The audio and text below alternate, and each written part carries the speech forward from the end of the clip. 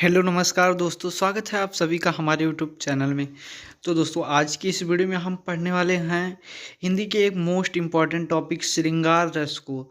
दोस्तों ये आपके बोर्ड एग्जाम के लिए बहुत ही इम्पॉर्टेंट क्वेश्चन है जो बार बार आपके एग्जाम में पूछा जाता है। ठीक, तो दोस्तों चलिए हम देखते हैं श्रृंगार रस की, उसमें हम परिभाषा पढ़ेंगे और श्रृंगार रस की परिभाषा के बाद श्रृंगार रस का उदाहरण देखेंगे और श्रृंगार रस के भेद और उसके उदाहरण देखेंगे। ठीक, तो चलिए बिना देर किए हुए हम वीडियो को करते हैं स्टार्ट। तो दोस्तों ये रहा आपका श्रृंगार रस का परिभाषा। तो दोस्तों श्रृंगार रस की परिभाषा जो होता है दोस्तों, आप अगर आपको लिखना है एकदम आसान भाषा में आप लिख सकते हैं। सहृदय के चित्त में रति नामक अस्थाई भाव के संयोग से श्रृंगार रस की उत्पत्ति होती है।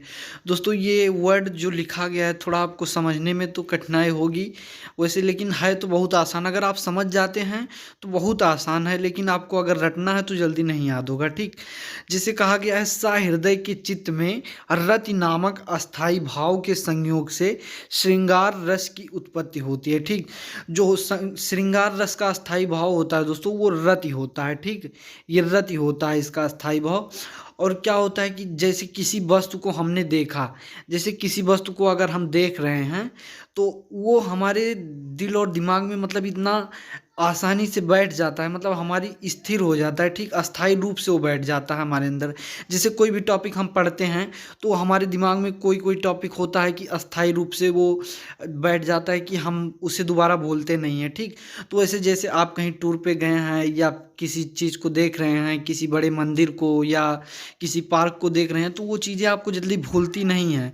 तो उसी तरह से जो जो चीज़ आपके हृदय में एकदम अस्थाई रूप से बैठ जाए वही जान लीजिए कि वो श्रृंगार रस है। वहीं से आपका हिट जो होता है वहीं श्रृंगार रस की उत्पत्ति होती है। तो क्या क्या कह रहा है, सहृदय के चित्त में रति नामक अस्थाई भाव के संयोग से श्रृंगार रस की उत्पत्ति होती है। ठीक, तो जो सहृदय के चित्त में रति नामक अस्थाई भाव के संयोग से श्रृंगार रस की उत्पत्ति होती है। ये आप एक आसान सा परिभाषा, एक लाइन का परिभाषा आप लिख सकते हैं। ठीक, तो ये रहा आपका श्रृंगार रस का परिभाषा। अब हम देखते हैं इसका उदाहरण जो है दोस्तों, इसका उदाहरण देख लेते हैं। ठीक, तो इसका उदाहरण है दोस्तों, मेरे तो गिरधर गोपाला दूसरो ना कोई, जाके सिर मोर मुकुट मेरा पति सोए। ठीक, ये दोस्तों बहुत ही आसान सा एग्जाम्पल है। अब इससे आसान एग्जाम्पल और क्या ले लिया जाए, अगर देखा जाए बुक के अनुसार तो ये सबसे सटीक एग्जाम्पल है। अगर हम अदर एग्जाम्पल देना चाहें दोस्तों तो वो बहुत बढ़िया नहीं पड़ेगा, उतना परफेक्ट नहीं होगा। ये बुक्स का एग्जाम्पल है, ये आपके लिए बहुत बढ़िया है। ये 2 लाइन का एग्जाम्पल है, अच्छा एग्जाम्पल है, आप याद कर सकते हैं। ठीक, मेरे तो गिरधर गोपाला दूसरो ना कोई, जाके सिर मोर मुकुट मेरा पति सोई। ठीक, ये 2 लाइन का एग्जाम्पल है, ये बहुत आसानी से आप लिख सकते हैं। तो दोस्तों ये श्रृंगार रस की परिभाषा और उदाहरण हुआ। ठीक, अब चलिए हम देखते हैं श्रृंगार रस के भेद। तो दोस्तों श्रृंगार रस के जो है 2 भेद आपको हैं, 12th में आपको यही 2 आपको केवल पढ़ने हैं। ठीक, ये 2 संयोग श्रृंगार रस और वियोग श्रृंगार रस। ठीक, तो संयोग श्रृंगार रस आपको दिया गया है। ठीक, पहला आपका हो गया संयोग श्रृंगार रस, दूसरा वियोग श्रृंगार रस। अब इनको हम एक एक करके पढ़ लेते हैं। संयोग श्रृंगार रस क्या होता है, वियोग श्रृंगार रस क्या होता है, और उसके एक एक उदाहरण देख लेते हैं। ठीक, तो चलिए हम देख रहे हैं संयोग श्रृंगार रस क्या है दोस्तों। ठीक, संयोग श्रृंगार रस का एक आसान सा परिभाषा हम देखेंगे कि जब नायक और नायिका के मिलन का वर्णन किया जाता है तो वह संयोग श्रृंगार रस कहलाता है। जैसे किसी के मिलने का वर्णन किया जा रहा है दोस्तों, संयोग मतलब आप यही वर्ड का आप अर्थ निकाल लीजिए, इसी शब्द का अर्थ निकाल लीजिए। संयोग मतलब आप जानते हैं मिलन होता है। ठीक, मतलब वहाँ पे किसी के मिलन का, तो वहाँ नायक और नायिका के मिलन का वर्णन हो रहा है दोस्तों। अगर नायिका और नायक के मिलन का वर्णन हो रहा है तो वहाँ संयोग श्रृंगार रस होगा। ठीक, यहाँ पर वो दोनों एक दूसरे से मिल रहे हैं। ठीक, तो ये हो गया एक आसान सा परिभाषा आपके लिए। जब नायक और नायिका के मिलन का वर्णन किया जाता है तो वह संयोग श्रृंगार रस कहलाता है। अब इसका हम एक आसान सा एग्जाम्पल भी देख लेते हैं क्या होगा। तो इसका उदाहरण है दोस्तों, कौन हो तुम बसंत के दूत, बिरस पतझड़ में अति सुकुमार, घन तिमिर में चपला की रेख, तपन में शीतल मंद बयार। ठीक, ये आपका छोटा सा आपका एग्जाम्पल हुआ दोस्तों, बहुत ही आसान एग्जाम्पल है। कौन हो तुम बसंत के दूत, बिरस पतझड़ में अति सुकुमार, घन तिमिर में चपला की रेख, तपन में शीतल मंद बयार।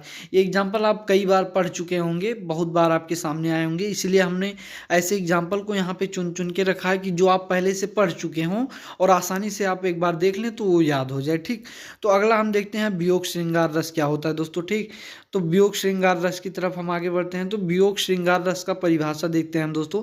जिस रचना में नायक और नायिका के मिलन का अभाव होता है। अब यहाँ आपका मेन वर्ड क्या निकल रहा है, अभाव।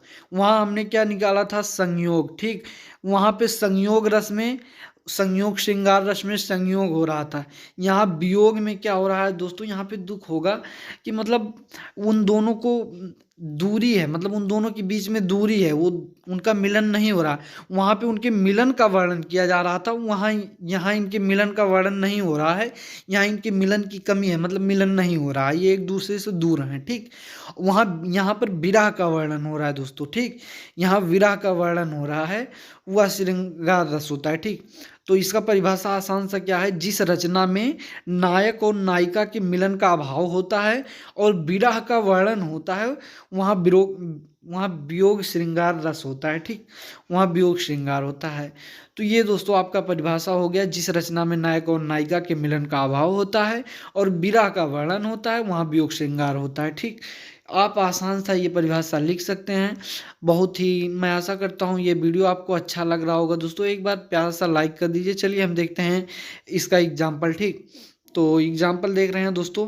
एग्जाम्पल इसका है दोस्तों, हे खग मृग हे मधुकर श्रेणी, तुम देखी सीता मृग नैनी। दोस्तों ये भी बहुत आसान सा एग्जाम्पल है, ये 9th से आप पढ़ते आ रहे होंगे। हे खग मृग हे मधुकर श्रेणी, तुम देखी सीता मृग नैनी। ये एग्जाम्पल 9th से आपको मिला होगा यार, आप बहुत आसानी से पढ़ के एक बार पढ़ेंगे आपको याद हो जाएगा। ठीक, इसलिए हमने आसान आसान एग्जाम्पल को चुन के रखा है। तो दोस्तों ये आपका श्रृंगार रस कंप्लीट हुआ। अगले वीडियो में हम और रस, छंद, अलंकार आदि पर वीडियोस बनाते रहेंगे और अन्य इम्पॉर्टेंट टॉपिक यूपी बोर्ड के लिए आपके लिए लाते रहेंगे। तो दोस्तों मैं आशा करता हूँ वीडियो आपको बहुत अच्छा लगा होगा। वीडियो को एक बार प्यारा सा लाइक कर दीजिए और हमारे चैनल को सब्सक्राइब कर दीजिए। ठीक, तो दोस्तों हम मिलते हैं अपने नेक्स्ट वीडियो में एक नए इंपॉर्टेंट टॉपिक के साथ। तब तक के लिए धन्यवाद दोस्तों।